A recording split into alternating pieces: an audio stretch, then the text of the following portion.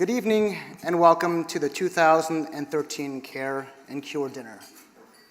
My name is Mark Borman, and along with my dear friend Andrew Gumpert, it is our honor, Andrew's also my co-host and co-chair and co-partner in a lot of things. It is our honor for you to join us here in our family's crusade to stop seizures and to end epilepsy. Thanks to them for allowing us to do this dinner every year, and more importantly, thanks to you for always showing up. Thanks to our past honorees who continue to support us each year, Brad Weston, Jason Blumenthal, Todd Black, and Steve Tisch, Amy Pascal, Brian Lord, and Lorenzo de Bonaventura.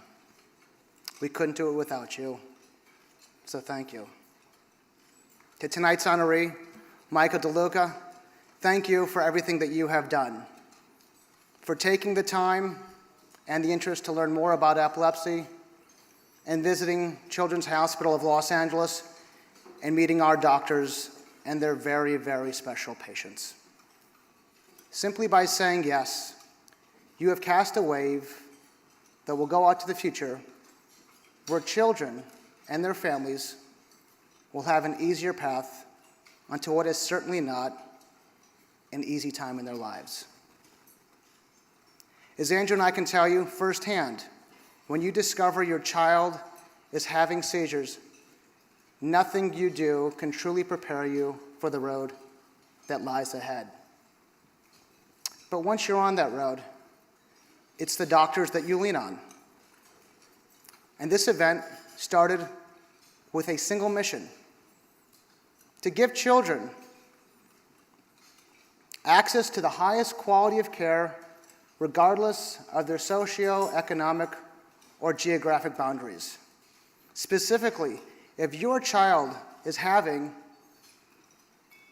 seizures, which can be devastating and have devastating effects to a developing brain, they need to see a qualified specialist pronto. And that was the problem.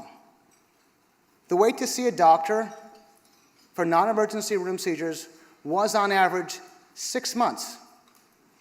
And in some cases, there simply weren't any doctors at all to provide proper care.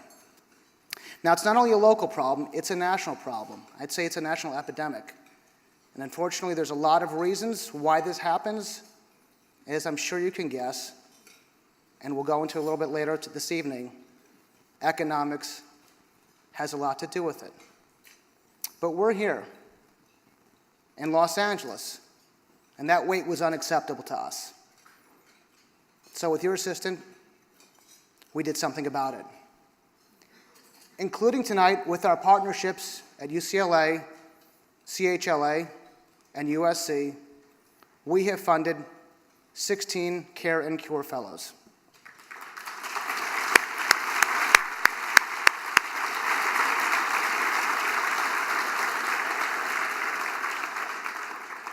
We have helped launch or bolster the ketogenic programs at UCLA and USC. We've also funded 5 research projects. And best of all, the 6-month wait to see a doctor when we first started has been largely eliminated.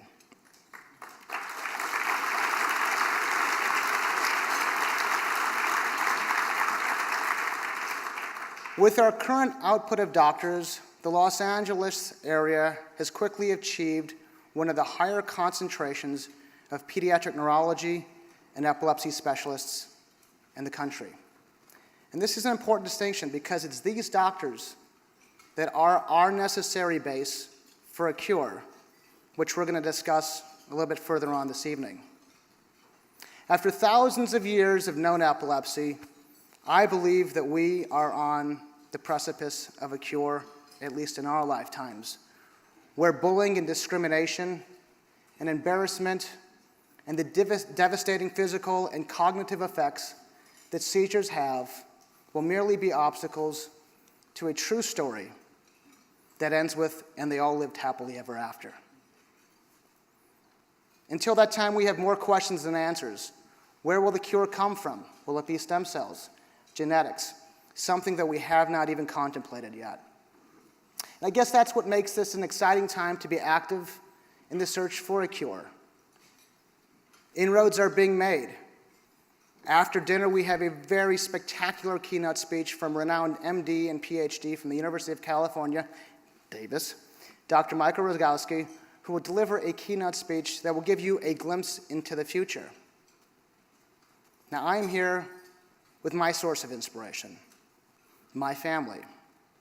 My wife, Karen, who we are on an incredible journey together, and I would do it again even with the same situation and outcome.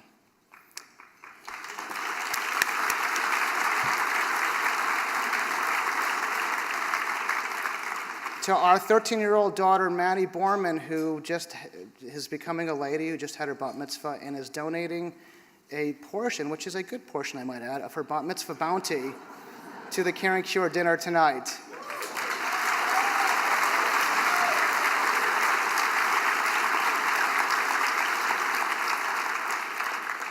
And to he's a 10 years and 364 out of 365-day-old boy, Zeke Borman, whose birthday is tomorrow.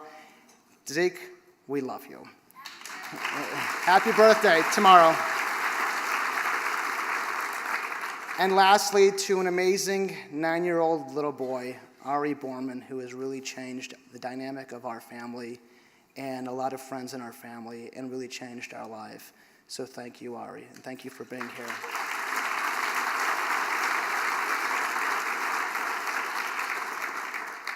I'm also here as a friend. Through my experience with this dinner and serving on the board of directors of the Epilepsy Foundation of Greater Los Angeles, I have come to appreciate how epilepsy affects families. On our board of directors, we have mothers who grew up with epilepsy and now, as a parent, need to think twice before getting behind a wheel and driving their children to school.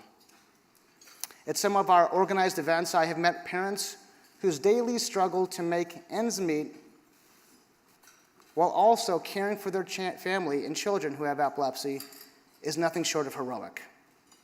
And worse, I have consulted with families trying to move forward after the tragic loss of a loved one from a seizure-related event. And as you might imagine, their pain is unthinkable.